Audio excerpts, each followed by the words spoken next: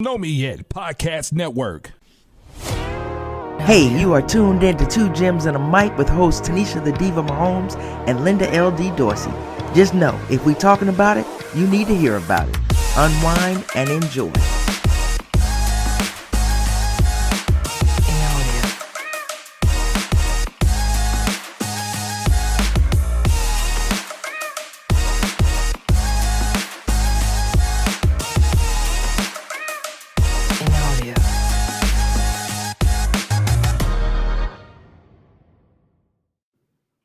Hey everybody, welcome to another episode of Two Gems and a Mic. I'm your girl LD along with my girl Tanisha the Diva Mahomes. Hey, what's going on? I'm rocking our shirt. All right, I see you. Keep that in your eyes, folks. You can get you one. All right. How you doing? I'm good. Going? We got a fun pack show. We got two guests. We got some surprises for We're gonna bring them in. First guest we got on here is Pat Silky P Mahomes. What's up, Pat? What's up, Mike? Gems. All right, he's starting off early. Right out the gate. Out the gate. And we got our boy Darren. Always. What's up, Darren? What's going on, ladies? And Pat, always great to be with you, man. I like that hat. So next time you Kansas City, just drop it. I'll pick it up and keep it. Oh, they got a lot of them over at Grove 23, you know. Mike gave me this one. I won this one up and playing golf. Okay. That's what's up.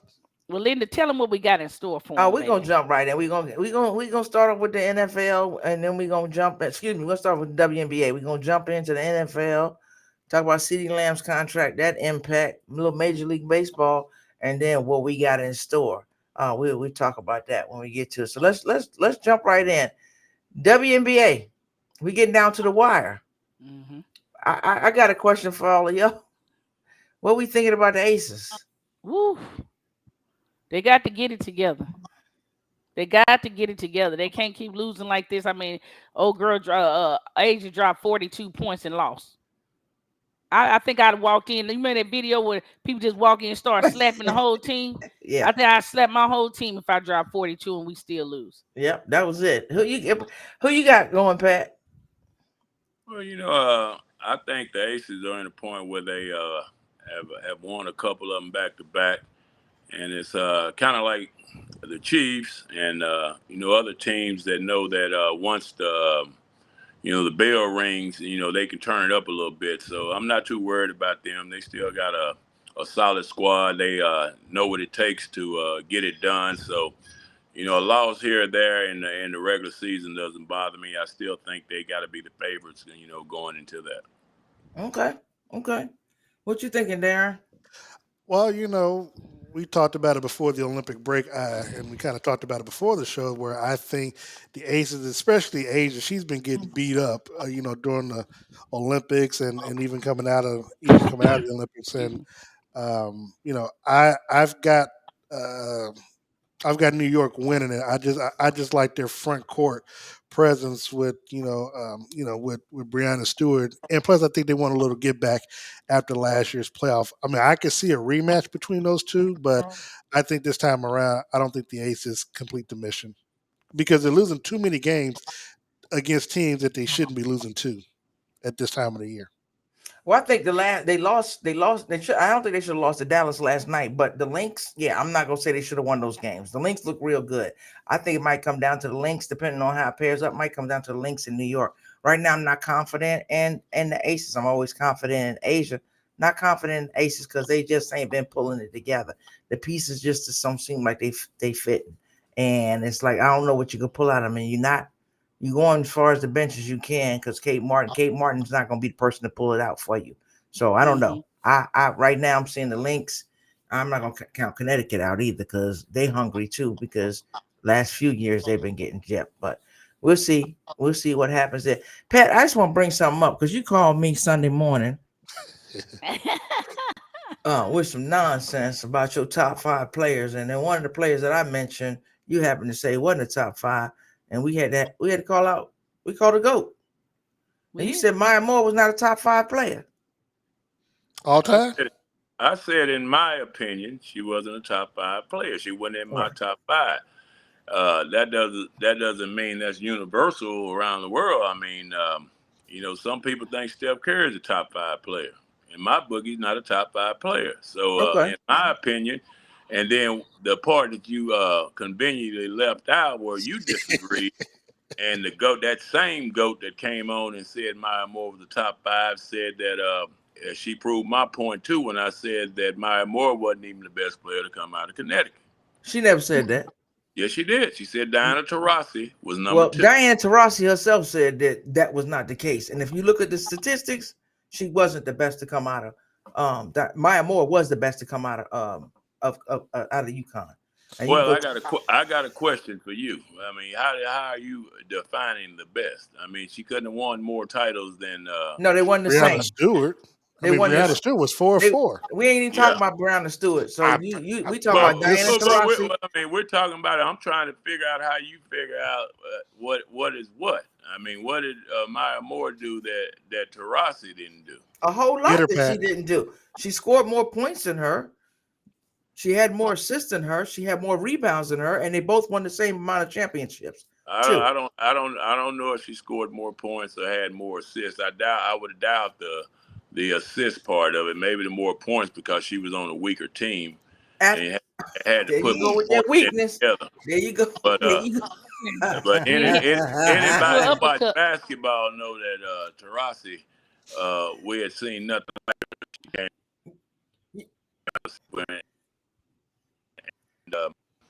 Distribute the basketball and lead her team the way she led her team.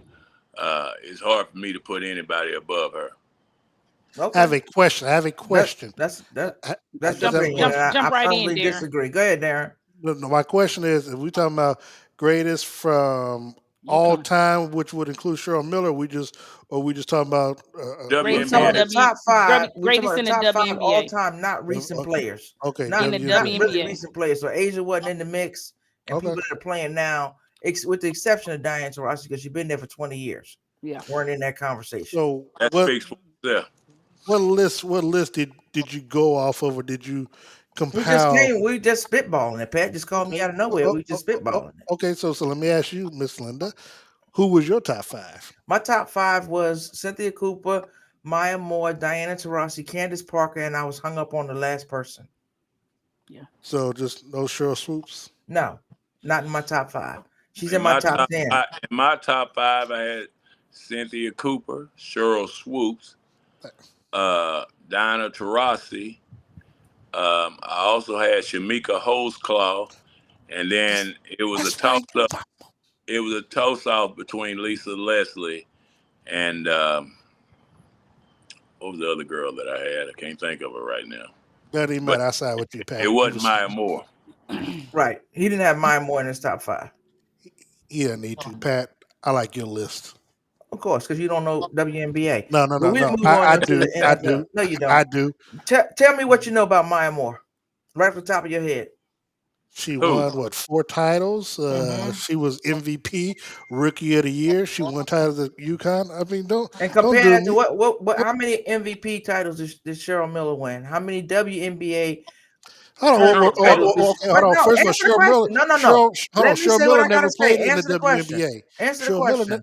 I'm trying to. Cheryl Miller. I said Cheryl Swoops. I'm not talking about Cheryl Miller. You said Cheryl Miller. Okay, you said Cheryl Miller. I meant Swoops. You Cheryl don't Miller know wasn't in there. basketball. If you make something like that. Stop talking for a second. Hey, Swoops, because Miller was not in there. I misspoke.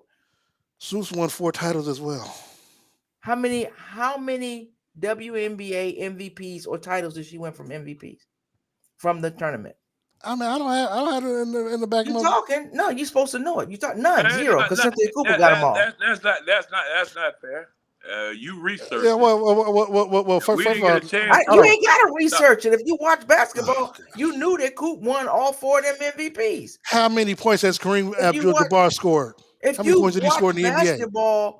How many points did Kareem Abdul-Jabbar score? No. I'm saying, come on, little Stephen A.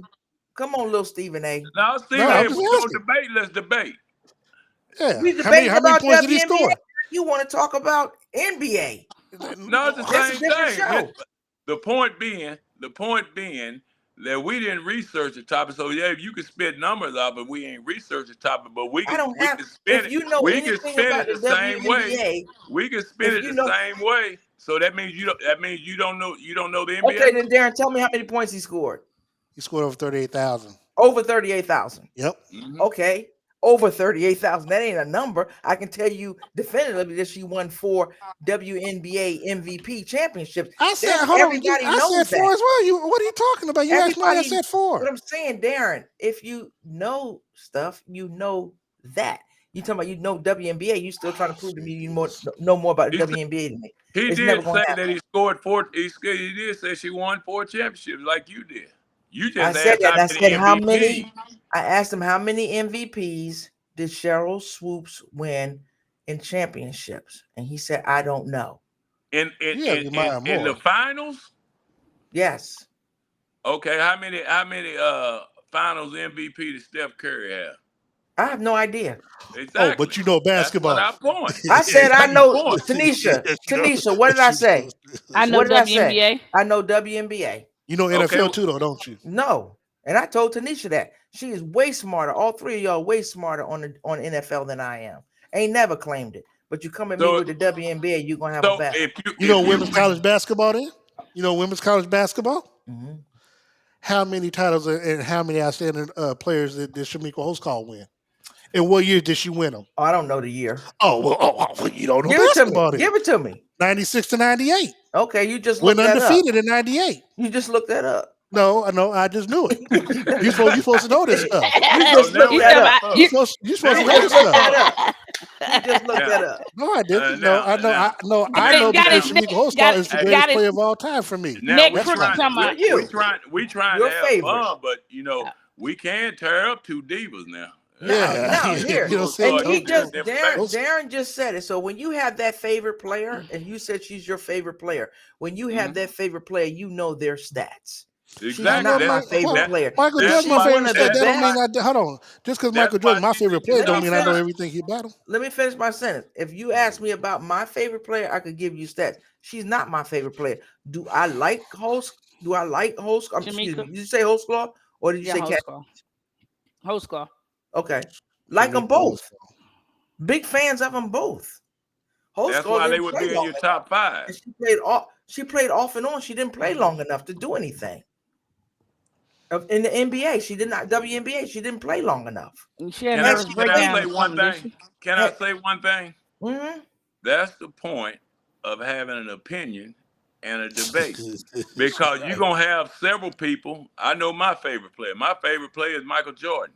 Right. But I know several people that say LeBron James is the best player ever played. Agreed. So it's always going to be opinionated, and you always going to go by who your favorite player is. I agree with you 100%, Pat. And there's a difference when you say when you got your opinion versus the debate when you deal with Stephen facts. A gonna make you want to go to his side like they are facts. Little Stephen A sitting over there, that's Darren. He's spitting facts. He's spitting some facts. He spit facts about Holtzclaw, and that was it. The rest of it he didn't know. But I get it because you don't know them players. Okay, she's your favorite player. You should know that. She asked me how many titles Maya Moore win. I say 4, and that's why I don't know. Okay, but I guess I looked that up just that quickly too, huh? All right. Obvious don't count. But I tell you one thing, I think what we all agree with is that Coop is at number 1. Anybody got any debate on them? I said Cheryl Swoops. He said Cheryl Swoops. Oh, you said Swoops your number 1? Yeah. That's not his number 1 player. He said his number 1 player in his heart is you said Holtzclaw, right? No. Well, as it relates to college basketball, because we kind of did college basketball. We done switched again. I know, but WNBA. I mean, I'm gonna give homage to one of the OGs. Okay. All right. Moving along. Beat that to death. All right, let's move on to the NFL. Just now, y'all the experts. We talk about these 53-man roster cuts. Mm-hmm. What surprise? I go turn around and make this the big Mahomes versus 2 Dems. What? Jesus. Can you stop yourself? What'd he say? He getting ready to get cut off. What'd he say? What'd he say? Something stupid. Okay. I didn't hear it. All right, come on, let's get it. Let's go. Go for it. You finished, Darren? Yeah. You good? You good? Get it out the system. You good? I'm good. Hold You on, sure? hold on. You sure? Because you Stephen A for sure. You gonna jump back in and say something else silly. You can't help it. But No, you go ahead, you go want to ahead. What go did he now? say? I missed it. What did he Yeah, say? That's all right. it's You the good? Big Roll. Mahomes show against two Jims and a Mike. He ain't the Big Mahomes show, so it's gonna be Darren Smith and the Big Mahomes show Oh, against sweet whatever. Jesus. All right, let's So get it. Lord have mercy. let's go. 53-man roster cuts. Let's make it happen. What's your biggest surprises, if any? I was surprised that Samaje P. Ryan got cut Yep. from the Broncos. That shocked me. I've been watching Samaje P. Ryan since he was in college, and that dude seems solid. And I didn't understand why the Bengals got rid of him. Then he goes over to the Broncos, and then considering what he was doing when he got the ball, I didn't see that one coming. That was actually a shock. As a matter of fact, the P. Ryan brothers got cut on the same day. But I believe the Chiefs picked him up, right? Yeah, Chiefs picked him up and signed him to the active roster. Yeah, I that to me that's a good pickup because I've always liked his aggressiveness, the way he it's hard to bring the dude down. That was kind of a shock to me. It's been some other ones, but I was like Samaje P. Ryan, like no, that dude's solid. So that one shocked me. Allen Robinson not making the team. Allen Robinson was another one that kind of shocked me. Him not making it. I don't know if I was so shocked about Sterling Shepard as much as the fact that it's just Sterling Shepard and you know what his potential is, but he's never healthy. Right. But him, another one. I was hopeful for Martavius Bryant.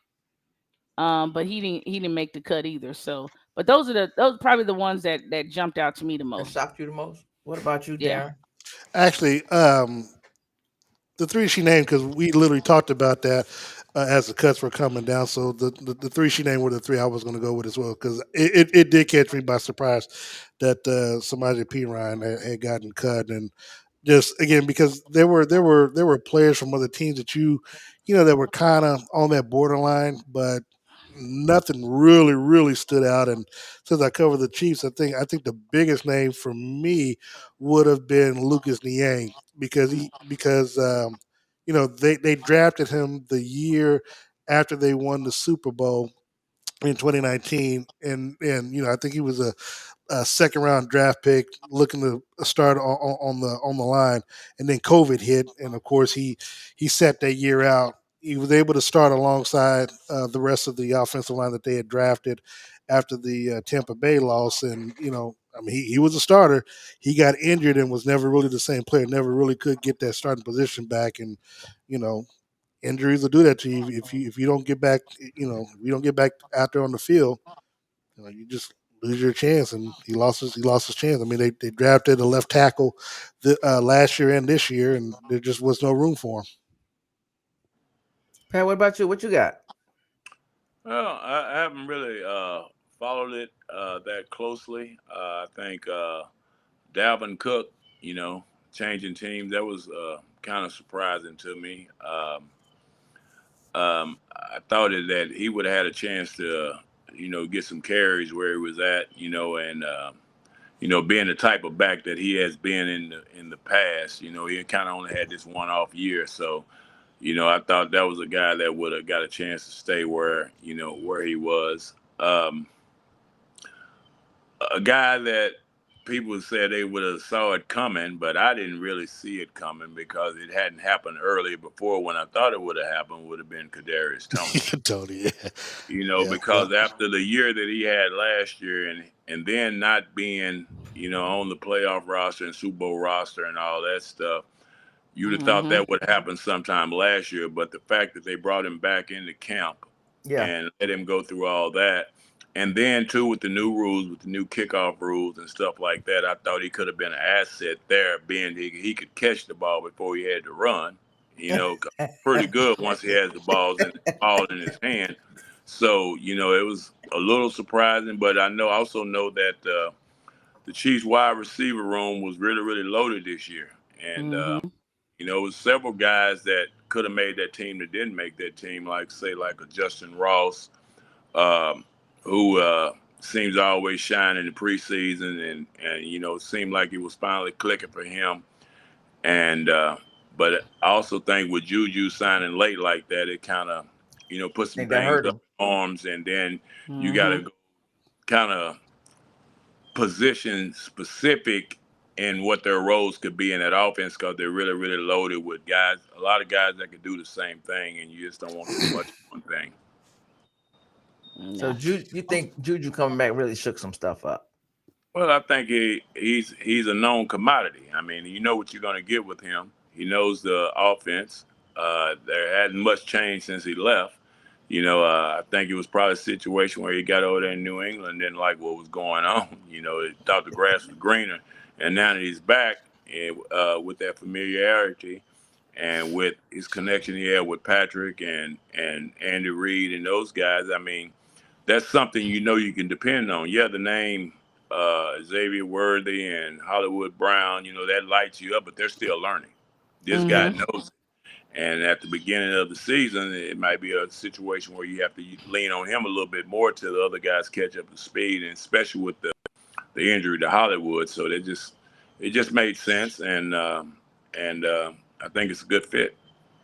Yeah. Yep. Definitely do. So no other surprises there. I've seen some people on some practice squads that have moved around, so we'll see.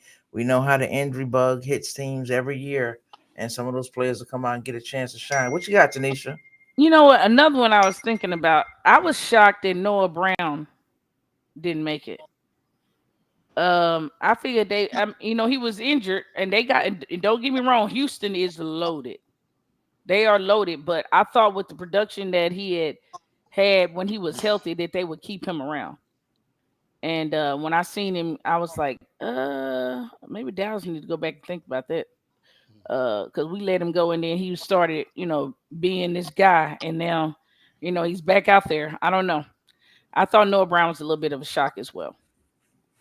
Speaking of Dallas, since you brought them up, let's just go ahead and jump to our next topic. So, CeeDee Lamb, will y'all have any doubt that CeeDee Lamb was going to get that contract? Nope, not a drop. No doubt. Just trying to figure out why it would just take so long to do the obvious. You knew you were going to sign him. You knew you knew around what the number was going to be. He didn't want to get paid 33. You weren't going to pay him 35. It was just a matter of when you're going to give him 34 and just get it. I just think that he just didn't want to do training camp. I think he was willing to just take the fines and just sit out of training camp because he didn't want to go to training camp and just get the money on the back end of it. Okay, Pat, what you think? What you think the impact is going to be on these other ones? IU, Chase, and other receivers trying to get their payday. Well, Chase is under contract for 2 more years, so he can sit out all he wants to. But bottom line is he's going to play. He's going to get his money when it's time. Another guy, I'm kind of echoing Darren's sentiments about. I don't think he wanted to do training camp, and he didn't have to do training camp. I'm pretty sure they'll do something about the fines. I mean, but he's there, so maybe he's not even getting fined. He just ain't practicing, but he would No, get he's done. not getting fined. Yeah, Ayuk is going to be the interesting one because I think they kind of called his bluff a little bit and let him go out there on the market and see if he could find a deal. And the deals that he found were in places where he wanted to go. So, they'll get him something, worthwhile or whatever. It just ain't gonna be him demanding as much as he thought he was gonna get, or his worth wasn't quite as much as he thought his worth was gonna be in the open market. Now, does that market change after this season's over? Yeah. He may get more somewhere else, but right now they kind of let him see, what he could bring, and it wasn't what he thought he was going to bring. So now he's going back to where, he knows what it is there and he knows his role. So, that was kind of an eye opening for him. Pat, do you think that he couldn't get what he wanted, or he used to winning? Don't nobody want to go to a losing team, and the teams that wanted him, I think, were not teams that were in position to win a Super Bowl. And I think that's kind of what made him second guess that. Like, wait a minute, I was just on this winning team. We still got this bonus money. I'm used to winning. Now I got teams over here that don't have a chance of winning trying to get at me, except for the Steelers. Even though I look at the Steelers as they got some potential over there. So I don't know. Of course you want to win. Of course you want to win. That's big, but you also want somebody to be able to throw you the ball, and Yeah. if you're not gonna get the Mm. ball, yeah, you have all the money in the world, but those years are gonna end pretty quickly, and then you're gonna be able to go Yeah, nowhere else. you So ain't you never you want lied. to win, but you want to be happy too, So Yeah. then I really don't know. You saying Pittsburgh, if the life there in Pittsburgh, Pennsylvania ain't like the life in San Francisco, California. So there's a lot of things that go into that when you're talking about moving your family. And I think he's a Absolutely. California boy. He's been there all his life, and then to go down to the Steel City, and see all those industrial stuff. I mean, it ain't a pretty sight. I had the chance to experience it when I played for the Pirates, and it's a little different than a lot of other places. And if I could Good follow up on point. that, Tisha, when you look at Ayuk's situation, like New England, they were going to pay him. They were going to open up their wallets and pay him. But does he want to really live in Boston, live up there in the cold weather? But then another point, you're really not the number one option on that 49ers team, so your stats can kind of get inflated. If you go to a Steelers or one of these other cities, you become the number one receiver, so you're going to get doubled, and your numbers might not look the same, and all numbers aren't comparable. So, when you're on a 49ers team that got McCaffrey and Debo. Debo.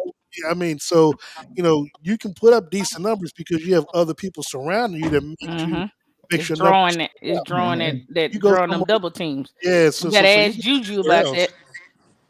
There you Juju go. is a prime example of that because when Brown was there and he was getting double, Juju looked like like one of the best things that's ever come out of college.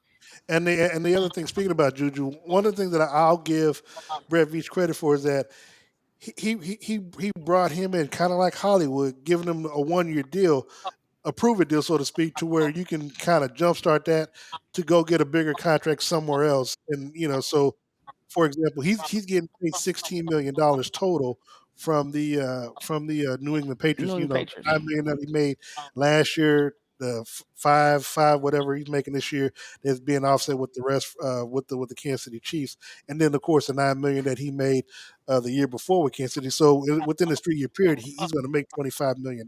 So that's the reason why it worked out good for him signing these 1 year deals, and perhaps that's what Hollywood is trying to do, is trying to parlay his 1 year deal into a bigger contract with another team. Okay. Could be, could be.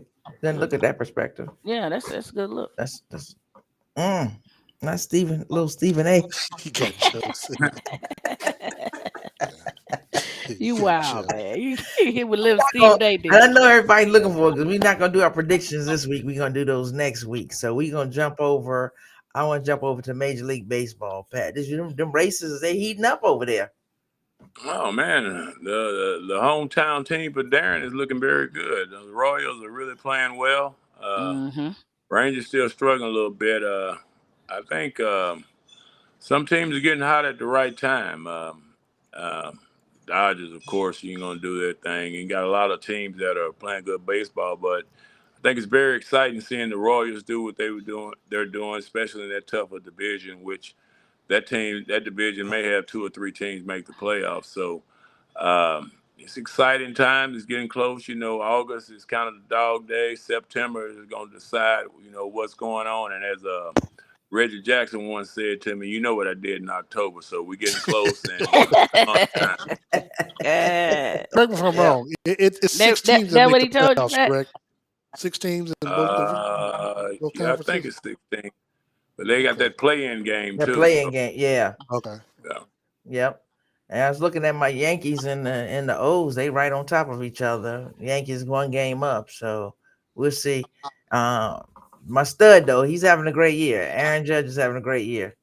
He couldn't I get that think the grand most slam from me last night. I think the most interesting part of all this right now, though, I mean, quiet as kept, is the Mets have got back into it, and looks like either one of them ain't gonna make it, the Mets or the Braves. So that's gonna be a dogfight. 3 games they have to make up, but that's gonna be a dogfight. It's gonna be interesting if for some reason the Mets can come back and overcome, and the Braves are not in the playoffs, which nobody would have saw that. No, no, Nobody. definitely not. So it was a quick show we went through. We got our little opinions out in the Oh, we beginning need to talk because about some college football now. That's starting this you week. want to talk about it. Okay, Yeah, I didn't put it on. We could. Let's get into that next week. I'm going to watch my son play this weekend. He's up there tearing shit up there and right. So see him and let's get on that next weekend. Okay. Next week. But before Which we team? go, I just want Which to give team? everybody Rice. a heads up, and we can Pat, we can let you go. But the Big Mahomes show is coming back. Pat's gonna do some live shows. He's gonna do some recorded shows. Pat, anything you want to tell the people they look forward to? I don't know. I missed everybody. Took a little hiatus. Now I'm planning on coming back with the help of Darren and y'all too. And I expect it to be an exciting time. We're going to be more intense into it this time. I think I've seen enough podcasts where we're really going to get out there. We're going to have some exciting guests. We're also going to use it as another forum for some of the stuff I'm doing privately with baseball players. So everybody get ready. We're going to get it together. We're going to do a couple trial runs first, but we're going to get this thing popping. And once it gets out there, we hope to see all y'all tune in. All right. Thank you, Pat. We appreciate you joining us. Go ahead and get ready. I know you want to go watch the man play. Yeah. Get ready to go watch him play. Where they? No, they don't play this Saturday, but I'm back in my college mode like I was with Patrick. I got to watch the films and see what I see. So Right. we're at that point now. So I'm checking all that out. He's expecting me to give him a call. So So tell everybody again, who he's playing for and who they playing against this weekend. Well, he's playing for the Rice Owls, Graham Walker, number 16, and they're playing Sam Houston. So hopefully they get everything bottled up. He transferred from Brown University, graduated there, had a COVID year. Decided he wants to try to play in the NFL. So we got him to Rice, where Kurt Warner's son is the quarterback there, somebody that can really throw him the ball and showcase his skills, and kind of made a position change from just strictly a wide receiver to being a hybrid tight end. So it's going to be exciting. Okay. Look forward to it. We'll be checking them out. Again, Thank y'all once Pat. again for having me. All right, Pat. Take it easy. All right. Take it easy, Pat. All right. All right, Darren, you got some closing thoughts? Anything you want to say, Mr. Little Stephen A? Nah, Big Pat said it all. Look, you said it all. I just need to know what the stats gonna look like, so I can throw a couple dollars on it this week. Oh Lord, there we go. We There back we at go. it. But in all seriousness, just looking forward to another year covering the Kansas City Chiefs starting next Thursday night, and of course, doing things with you all throughout the season. All the noise and the junk we're gonna talk between now and New Orleans. With the WNBA and college football and NBA. We just talk like like we've known each other for 30, 40 years. And Lord knows that the people knew the conversation we had when we not on here. When we on air, Lord have mercy. Because opinions are like what, and we all everybody got one. Yeah, but everybody got one. That's what I Except love. I'm normally right, but as usual, man, love being on there with you all. Love talking sports with y'all. Love love the shit talk that we do, because can't have with everybody. So at least with you all, we can be ourselves. So and we can have fun with it. Sounds good. Yeah, Absolutely. always have fun. Never personal. We always have fun. So appreciate it as always. Absolutely. Right. Hang out for us. We'll be back with you in a second. All right, Tanisha, what you got for me? Let's close it out. Man, I'm trying to think what sparked me. It's been a minute. Nothing really. I think I'm just ready to get back into the football season. You know what I mean? Like, I am like a crackhead waiting on his neck hit. I'm not lying. I have been dying, whether it's DraftKings, everything about football I love. So I'm just excited that it's football time. We done wrapped up this preseason. And I love the fact that the talent really seems across the board. There are a lot of great teams that got a lot of great rosters on paper to say, and I'm looking forward to seeing what Caleb Williams does this year, because he's got a mega roster. This dude has got everything that he needs to be successful. So I'm kind of excited about that. that division. You know what I mean? Seeing them to battle with Detroit, and I'm excited about the season. That's all I got. Okay. Well, I'm gonna be hyped. Oh no, I know you stay hyped. You stay hyped. Be hyped, boy. My message is a little different. Oh, As usual, I'm Mhm. looking forward to the season, no doubt, because we know we've been waiting for the season to start, and so there's no doubt that um, I can tell you that I'm excited about my team. Tanisha knows that she's probably a little more excited about her team than I am my team, but it's what we want to do this year, I think, because there's a lot of things changing this year. We're not totally changing our platform. Definitely not going to do that. I think what we're doing this year, we want to do some shows. We're about sports, but we want to do some other shows too that are not just about sports. Some exposure, some things that are going on, maybe that we've been exposed to, other people exposed to. So you can see some shows. We'll let you know what they are at a time. You'll know what's going on. I talked to a young man today that was very inspirational to me.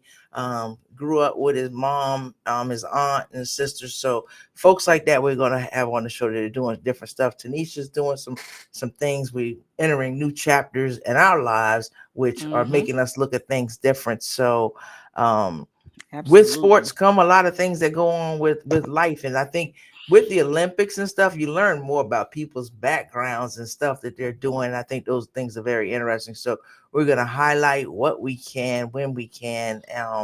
So look forward to those things. I think they'll be very interesting and have some different guests on, not just all sports related. So, absolutely. And hey, I don't know how many days because I didn't check before, but the election is coming, folks. Pay attention, stay awake, and please vote. And if you haven't registered, get out there, do what you can, because only we can make the change.